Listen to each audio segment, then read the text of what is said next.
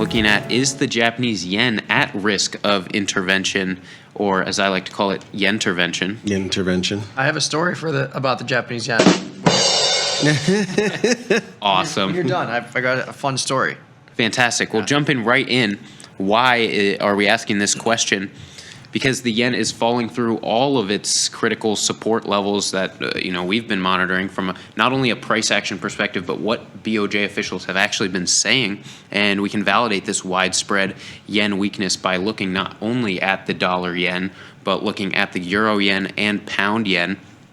Dollar yen, I think most interesting to me right now, because we tried this 155 level in the spot market over the past week. Didn't close above it until this week, and now an absolute ripper today, from 155 half all the way to 156 half, a full 100 pips today, and still going perhaps. And that validated in the euro yen market, trading at its all-time highs above 180. Pound yen gives a little more historic support levels, or we've seen this price action before, similar to this dollar, where we're approaching its 2024 highs around 205. So, not only are we at very interesting price levels, but the momentum, looking at this graph, stuttering around 155 and now trading very much through them. Let's go over to the next slide and why intervention is on the docket, because the Bank of Japan is in a pretty tough spot now. They have been for a while. They they hiked rates in 2024 for the first time in a very long time, and appear to be on a somewhat steady path to do so continually, even though if the increments were very small, now at 0.5%. But they're looking at March data for the next possible hike. You also had the BOJ governor come out and speak about this hike for now close to a year, as we saw similarly in the U.S. when rate cuts were talked about for a lot longer than they actually started coming out.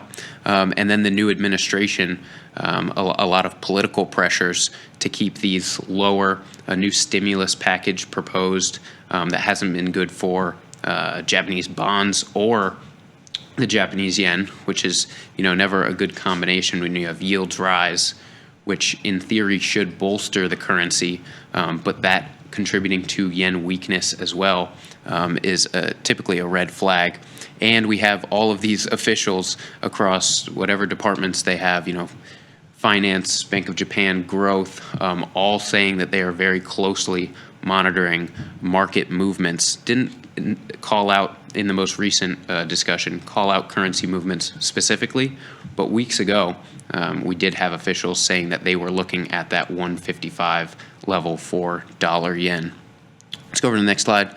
And what we're looking at when we talk about what an intervention trigger is, and this intervention would be the Bank of Japan, Japan's government stepping in themselves to try and regulate this free-flowing currency exchange rate. So they've done it before, they've done it ad hoc, and so there's historic precedent for them doing so, stepping in and trying to take this weakening yen and bolster it a little bit directly, which is a pretty steep measure that they don't want to have to do.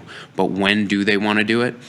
It matters more, the speed of getting there, which is why I called out the momentum earlier, that now that we're through that 155 level, if we're looking at today alone, that's a huge move. 2 more days of this, and not only are we at way more interesting price levels, but the veracity of those moves, I think, matters more to those officials.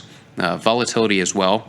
As I've said, we've been in kind of a muted FX volatility environment.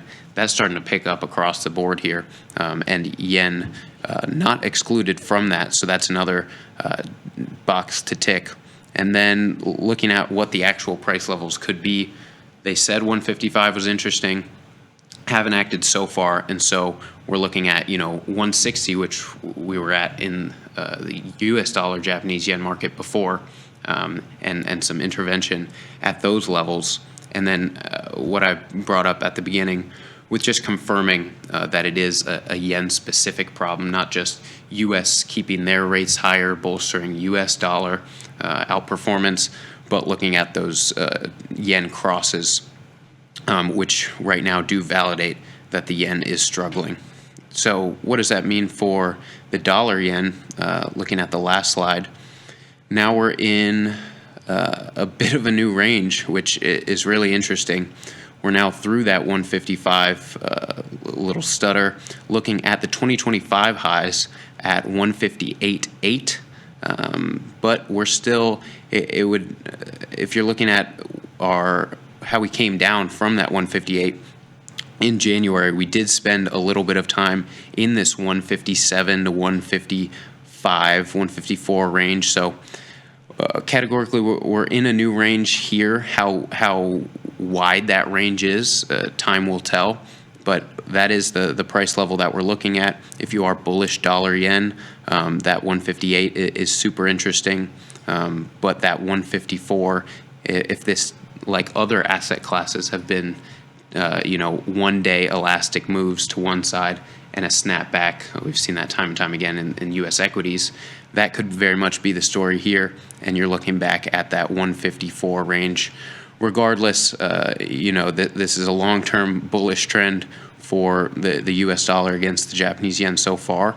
We'll see just how far it's tested before, if there is a potential intervention, then we could expect to see a very stark move to the downside that would, kind of take any sort of technical analysis or fundamental analysis out of the short-term picture, right? Because we do have such a large player that would be stepping in here to try and move these markets in the other direction. So just something to be aware of if you are trading this pair, but a lot of interesting narratives if you do want to get involved.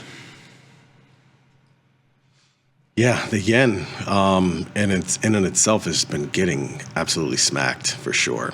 And you're seeing it in these other currencies, the USD JPY, the pound JPY. I mean, they are making some serious highs here. And I mean, just thinking that we're only 200 pips away from unch on the year for the US dollar in this pair really shows that if you're looking at that DXY index or any sort of dollar basket, this is really what's carrying it, because the euro, the pound are still at, 8-9% gains against the dollar on the year.